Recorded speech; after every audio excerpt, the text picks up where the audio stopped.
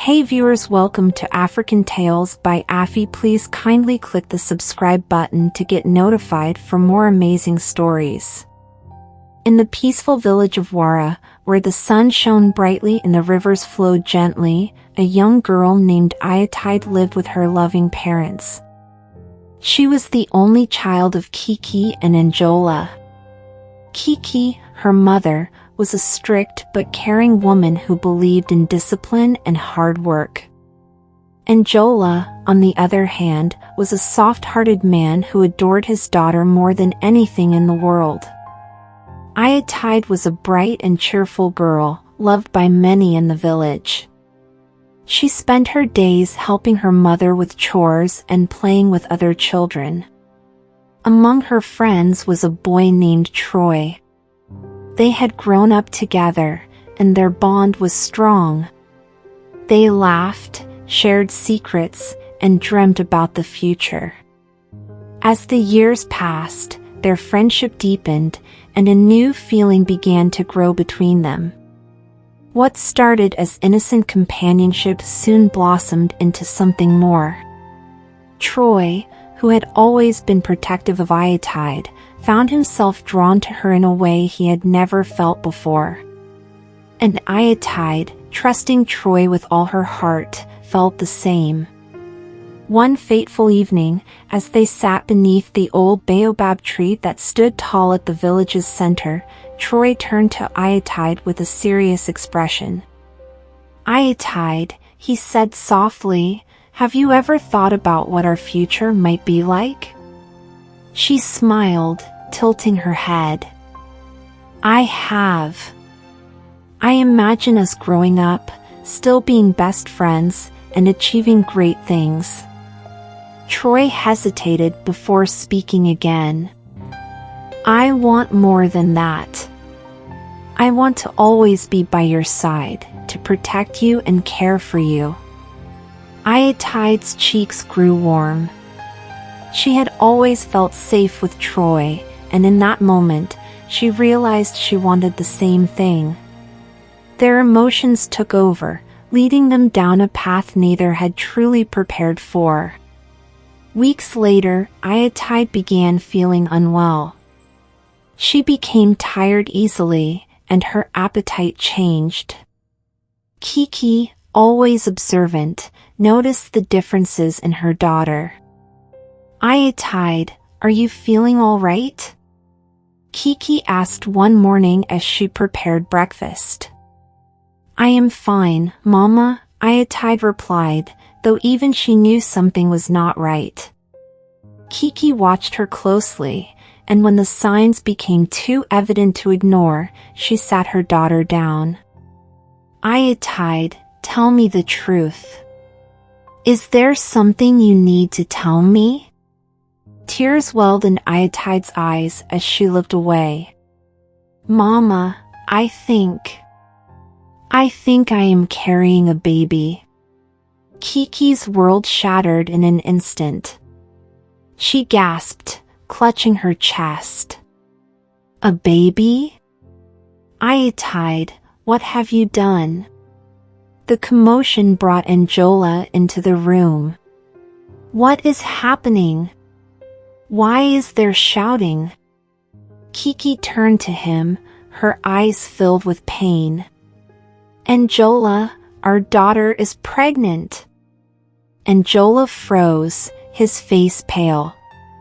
"No, this cannot be." "Ayatide, who is responsible for this?" Ayatide sobbed. "It was Troy, Papa. We did not mean for this to happen." Anjola's heart ached. He had always wanted to protect his daughter, but now, she was in a situation beyond his control. Kiki, furious and heartbroken, felt as though she had failed as a mother. Word spread quickly through the village. Some whispered in pity, while others in judgment. Troy was summoned, and when he arrived, he stood before Kiki and Anjola, ashamed but determined. "Ayatide is not alone in this," Troy said firmly. I will take responsibility. But Kiki was not convinced. Taking responsibility? Can you undo what has been done? Can you erase the shame this has brought upon our family? Anjola sighed heavily, rubbing his forehead. What is done is done. We must now focus on our daughter and her well-being. Despite the anger and disappointment, Kiki and Anjola stood by Iotide, ensuring she had everything she needed. Troy, too, did his best to support her, even as he prepared to leave for the city to further his education. I promise I will return, Iotide, Troy whispered to her one evening. I will be back to take care of you and our child. Iotide wanted to believe him, but deep down, fear gnawed at her heart. As her belly grew, so did her worries.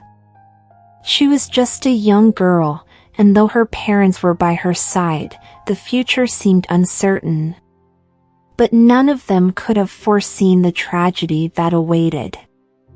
Years passed, and little Ian grew up in the village of Wara, surrounded by the whispers of the past.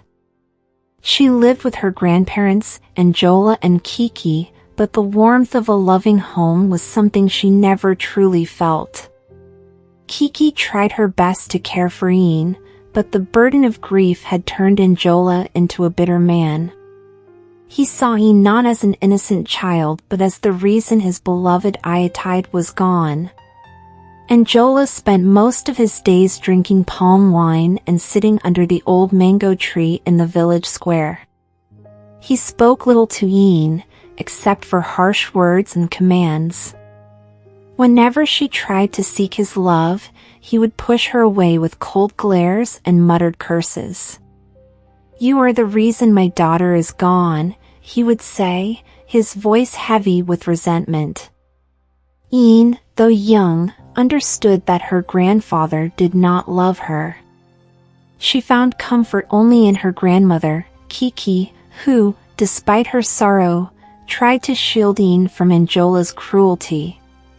One evening, after Anjola had returned from the village square smelling of alcohol, he found Ian sitting on the wooden bench outside their small hut, humming a song to herself. The sight of her alone seemed to enrage him. Why are you sitting there, staring into the night? Are you waiting for your mother to come back? She's gone. Because of you. Anjola's voice was loud and filled with anger. Ian flinched but remained silent. She had learned that responding only made things worse. Kiki rushed out of the hut and stood between them. Anjola, enough. She's just a child. Stop blaming her for what was never her fault. Kiki pleaded. Anjola scoffed and staggered away, leaving Kiki to comfort Ian. She held the little girl close and whispered, "One day, my child, things will get better. Just hold on." Despite her grandmother's words, life did not get better for Ian. As she grew older, Anjola's mistreatment only worsened. He forced her to do all the household chores, sweeping, cooking, washing clothes, while he sat idly, drinking his sorrows away. Villagers who saw how he treated Ian shook their heads in pity, but no one dared to intervene. Ian tried to find happiness where she could. She enjoyed school, and her teachers praised her intelligence. But whenever she came home excited to share her achievements, Anjola would dismiss her efforts. What use is your schooling? Will it bring Iotide back? Will it erase your crime of being born? He would sneer. One day, while returning from school, Ian overheard a conversation between two women by the village well. Did you hear? Troy has returned to Wara. After all these years, one woman said in hushed excitement. Ian's ears perked up at the name. She had heard it before, always in whispers, always with sadness. She had once asked Kiki about it, but her grandmother had simply said, "He was a friend of your mother's." Who was Troy? Why was his return such a big deal? And why did she feel that his name was somehow important to her? With questions swirling in her mind, she hurried home, not knowing that the arrival of one man would change her life forever. Ian sat outside the small house, her arms wrapped around her knees as she stared into the distance. The village of Wara had never felt more suffocating. She could still hear Kiki's sobs from inside, mourning the man she had spent her life with despite his flaws. But Ian could not mourn him. She felt no sadness, no sense of loss, only the weight of years of fear and suffering beginning to lift from her shoulders. Troy, who had been standing a few feet away, finally stepped closer. He hesitated before sitting beside her on the wooden steps.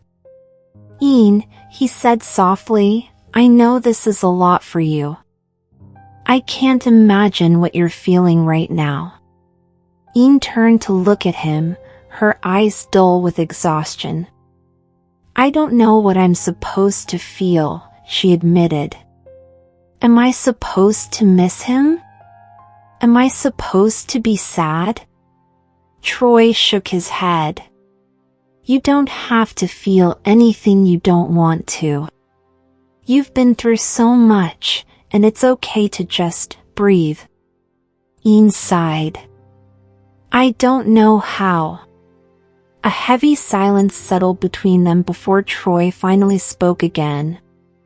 "I know I wasn't there for you before. I didn't even know about you, and I hate that.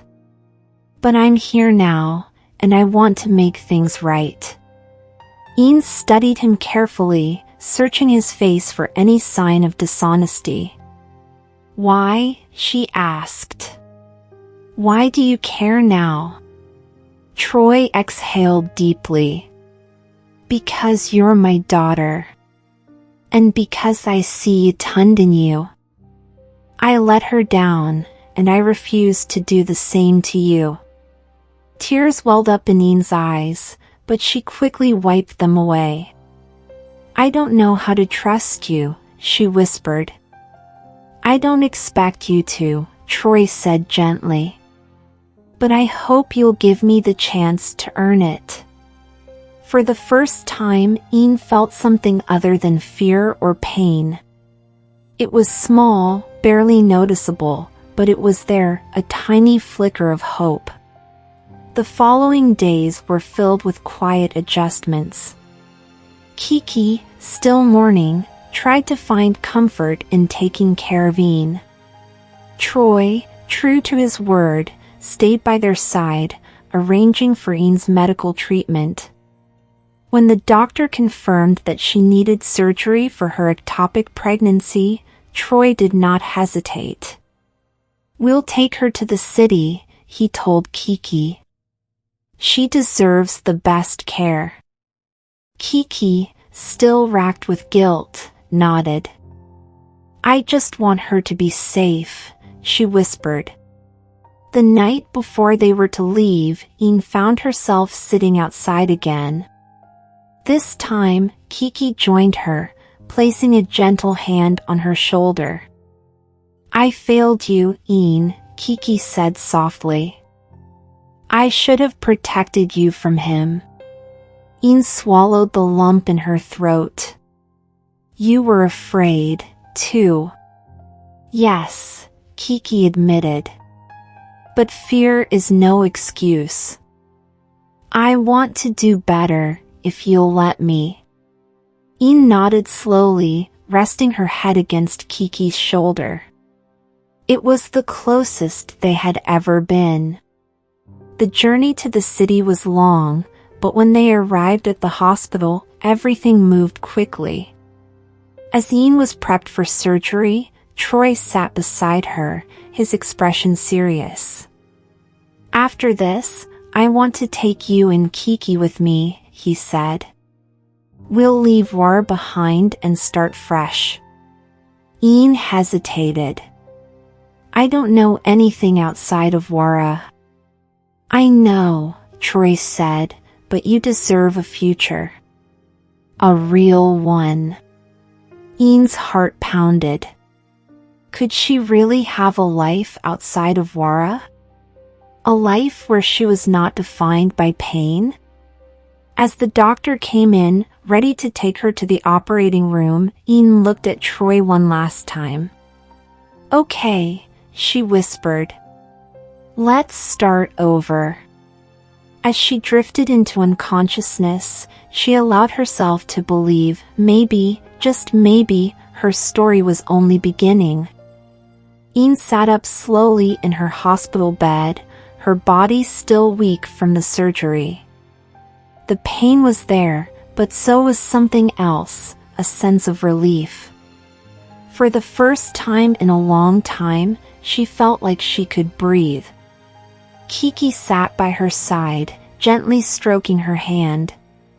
"You're strong, my child," she whispered. "Stronger than I ever knew." Troy stood near the window, watching the city lights flicker in the distance. He turned to Ian and smiled. "You have a whole life ahead of you, Ian.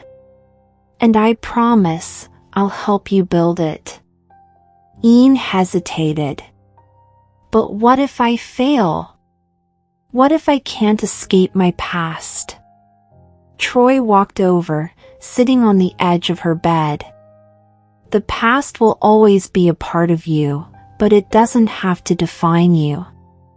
You are more than what you've been through. You are Yatun's daughter, and you are meant for great things." Tears welled up in Ian's eyes. For so long, she had been trapped in fear and pain, but now she saw a glimmer of hope. "What happens now?" she asked. Kiki sighed, looking at Troy. "He wants us to go with him, to leave Wara and start over." Ian's heart pounded. "Leave? But this is all I've ever known." Troy reached for her hand. "Sometimes, leaving is the only way to heal. I want to take you and Kiki with me. Give you a life where you don't have to be afraid anymore." Ian looked between the two of them. Could she really leave Wara behind? The village held so many painful memories, but it was also home.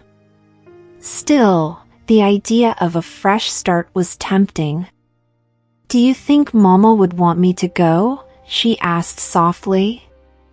Kiki squeezed her hand. "Your mother would want you to be happy, Ian. She would want you to be safe." Ian closed her eyes and took a deep breath.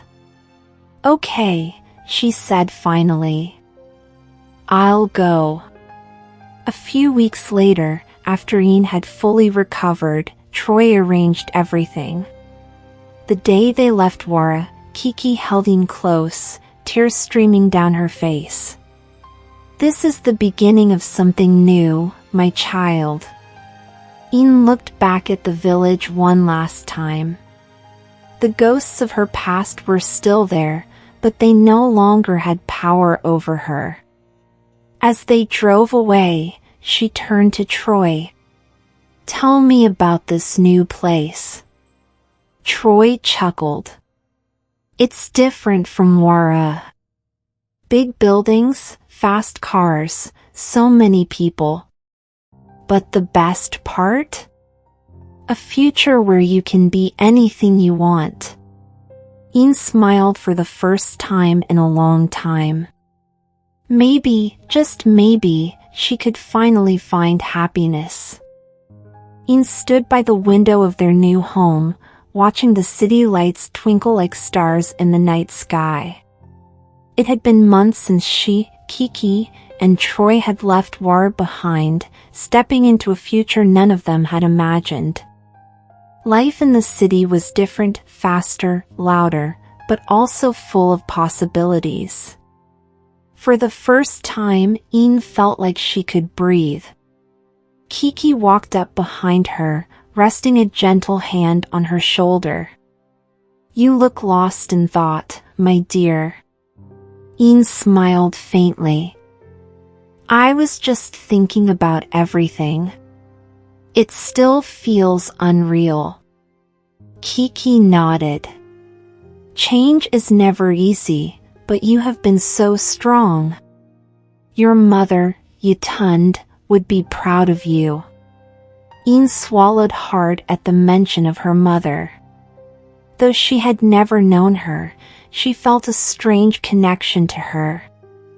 "I want to make something of myself, Grandma. I want to be someone she would be proud of." Troy, who had been listening from the doorway, stepped forward. "You already are, Ian. But I know what you mean." He smiled warmly. "And that's why we're here, to help you achieve your dreams." A few days later, Troy took Ian to a nearby school to enroll her. Walking through the halls, she felt nervous. Would she fit in? Was she ready for this? Troy seemed to sense her hesitation and squeezed her hand reassuringly. "You're not alone, Ian. You're smart, you're capable, and you deserve this." Ian took a deep breath and nodded. "Okay. I'll do my best." Time passed, and with each day, Ian grew more confident. She excelled in her studies, making new friends and discovering passions she never had the chance to explore in Wara. She dreamed of becoming a doctor, wanting to help others the way she had once needed help. Kiki and Troy supported her every step of the way, their small family growing stronger with love and understanding. One evening, as they sat together for dinner, Kiki looked at Ian with pride. "You have come so far, my child. You have turned pain into strength, and I know you will achieve great things." Ian reached for her grandmother's hand, then Troy's. "I couldn't have done it without you both. Thank you for believing in me." Troy smiled. "Always." Ian knew her past would always be a part of her, but it did not define her. She had broken the cycle of pain, stepping into a future filled with hope. And as she looked ahead, she realized that she was finally free. Hello tribe, hope we enjoyed today's story. Please kindly put what you've learned in the comments section. Please remember to hit the like button, share this to your friends and family as well as subscribe to see you on the next one. Bye.